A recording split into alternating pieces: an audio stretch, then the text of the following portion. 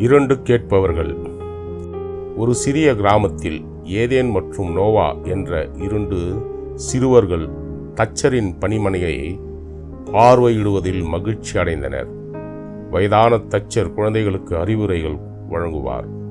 ஒரு நாள் அவர் கூறினார், குழந்தைகளே, எப்பொழுதும் வலுவான மரத்தையும் நேரான வெட்டுகளையும் பயன்படுத்தி கட்டங்களை அமைக்குங்கள்.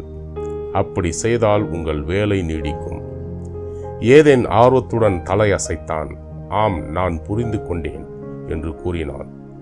ஆனால் வீட்டிற்கு சென்றவுடன் அவன் பலவீனமான மரத்தையும் வளைந்த ஆணிகளையும் பயன்படுத்தி ஒரு நாற்காலியை விரைவாக உருவாக்கினான். அவன் தச்சரின் வார்த்தைகளை பின்பற்றவில்லை. அவன் கேட்பதில் மட்டும் ஆர்வம் கொண்டிருந்தான்.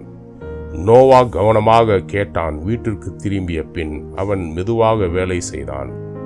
ஒவ்வொரு பலகையையும் அளந்து வலுவான மரத்தை தேர்ந்தெடுத்து தச்சர் கற்றுக் கொடுத்தபடி கவனமாக ஆணிகளை அடித்தான்.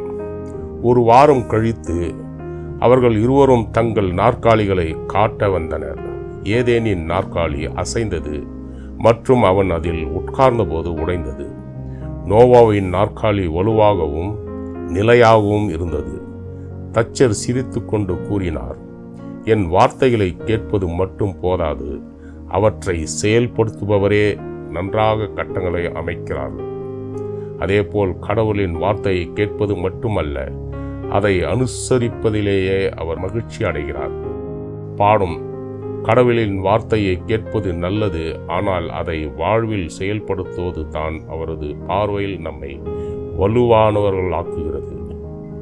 நியாய பிரமாணத்தை கேட்கிறவர்கள் தேவனுக்கு முன்பாக நீதிமான்கள் அல்ல, நியாய பிரமாணத்தின்படி செய்கிறவர்களே நீதிமான்களாக்கப்படுவார்கள். ரோமர் 2:13.